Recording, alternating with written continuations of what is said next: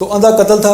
जब कत्ल ट्रेस हुआ तो हैरान कुन इंकशाफ हुए कि बेटा ही बाप का कातिल निकला। उसका ये बयान जो है ना वो पुलिस अफसरान को हज़म नहीं हो रहा था कि इसने वालद को 2-2.5 माह पहले नंगी धमकियाँ दी थी कि मैं तुम्हें कत्ल कर दूंगा। उसके दिल में काफ़ी देर से कोई लावा था उस वालद के ख़िलाफ़।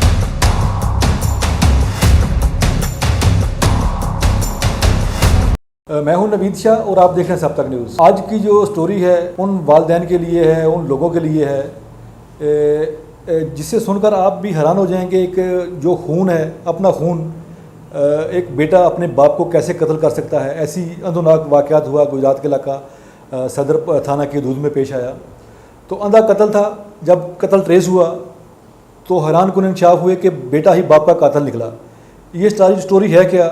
हमारे साथ तफ्तीशी अफसर मौजूद हैं, थाना सदर के शाहिद साहब मौजूद हैं। इनसे जानते हैं कि ये कत्ल जो अंधा कत्ल था कैसे वो बेटे तक पहुंच गया। सर, ये सबसे पहले ये बता दें कि जो कत्ल की वारदात हुई थी वो हुआ क्या था, आपको कैसे पता चला कि वाक़या हो गया कत्ल? हम मामूल की गश्त पर थे कि 15 पे फ़याज़ नामी शख्स ने कॉल की कि सूक कलां और रामबड़े गाँव के दरमियान में कत्ल का वक़ूआ हो गया। तो इतला वक़ूआ पाकर हम फौरी मौका पर पहुँचे। तो उसके बाद जनाब DSP साहब मुदस्सर गुज्जर साहब भी मौका पर आ गए, SP साहब भी आ गए।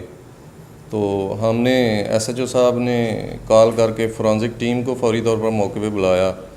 तो वो भी 1 घंटे बाद आ गए। वहाँ पे हमने देखा जो इसका सबसे छोटा बेटा है सुहेब, उससे SHO साहब ने कुछ सवालात किए, बल्कि उसने ख़ुद बताया कि मैंने 2000 रुपया लिया था इसी जगह पे जहाँ पे वो उसका वालिद की डेड बॉडी कार में पड़ी थी, उससे कोई 100 फुट पीछे वो बता रहा था कि मैंने 2000 रुपया लिया है पेट्रोल के लिए अपने वालिद से। और उसके बाद मैं चला गया हूँ घर, मैंने कपड़े तब्दील किए हैं, मैंने मगरब की नमाज़ अदा की है। उसके बाद मुझे एक आदमी मिला है गांव में, तो उसने मुझे बताया कि आपके वालिद को फायर लगा है। उसका ये बयान जो है ना वो पुलिस अफसरान को हज़म नहीं हो रहा था।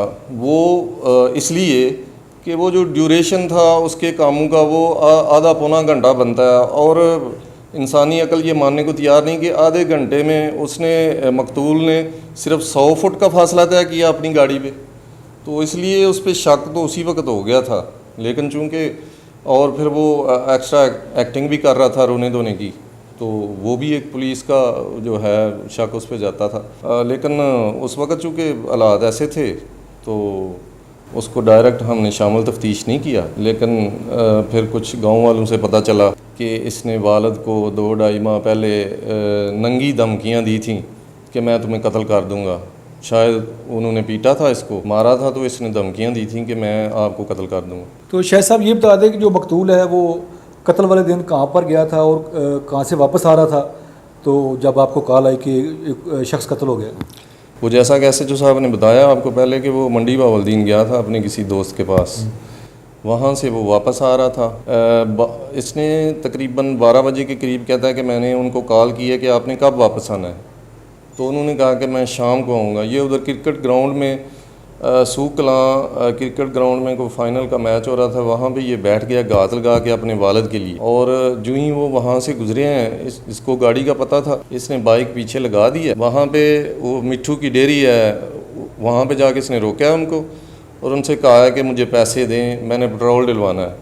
उन्होंने कहा है कि तुम गाड़ी के अंदर आ जाओ, मैं कॉल करता हूँ। कुक उनका है पोल्ट्री फार्म पे, शायद उसका नाम है, वो पेट्रोल लेके आता है। उन्होंने उसको कॉल की है। जो ही वो कॉल ख़त्म हुई है तो पीछे से इसने 2 फायर किए और ये भाग गया। शाहिद साहब ये बता दें कि ये आपके वहम गुमान में भी नहीं होगा, जो लोग सुन रहे हैं वो भी इस बात पे एग्री होंगे कि कभी बंदा कुछ हो नहीं सकता कि अपने जो बेटा है अपने वालिद को कत्ल करे। तो ये फिर जब आपने ट्रेस किया तो आपके ख्याल में क्या आया इस बारे में? ये आप दुरुस्त कह रहे हैं कि हमारे माशरे में ये बड़ा मुकद्दस रिश्ता है बाप बेटे का। लेकिन पुलिस का जो काम है ना वो शक से शुरू होता है। हमें था शक इस पे, क्योंकि जो ये बयान हमें SHO साहब को, DSP साहब को ये बात जो बता रहा था वो इसकी बात मैच नहीं कर रही थी, हकीकत से बहुत दूर थी वो। इसलिए हमें तो इस पे पहले ही शक हो गया था। हम तो सिर्फ वेट कर रहे थे कि कब मुनासिब मौका मिले तो हम इसको इंटेरोगेट करें। तो शाहिद साहब जब आपने मुलज़िम को गिरफ्तार किया, इन्वेस्टिगेशन की, तो क्या मुलज़म ने क्या इंसाफ किया? मुलज़म का यही कहना है कि वो कहता है कि हम 5 भाई हैं, हमारी बहन नहीं है। जो दूसरे भाई हैं वो वालिद साहब उनसे ज़्यादा प्यार करते हैं, मुझसे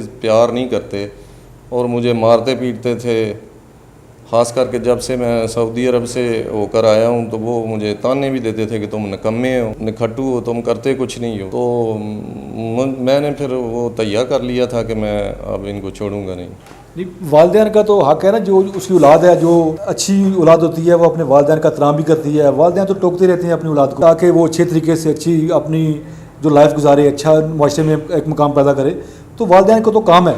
तो इतनी छोटी सी बात पर छोटी बात है ना कि वालिदैन टोकते हैं, रोकते हैं कामों से, तो वो कत्ल की हद तक बात आ गई। जी सर, ये आप 100% दुरुस्त कह रहे हैं, लेकिन ये इमेच्योरिटी है, बचपना है उसका।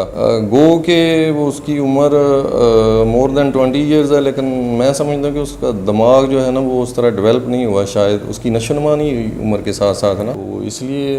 लेकिन वो एक बात मैं जो बाकी तो बातें आपको एसएचओ साहब ने सारी बता दी हैं, एक बात का मैं स्पेशली यहाँ पर जिक्र करना चाहूँगा कि उसके दिल में काफ़ी देर से कोई लावा था वालिद के ख़िलाफ़ पक रहा था।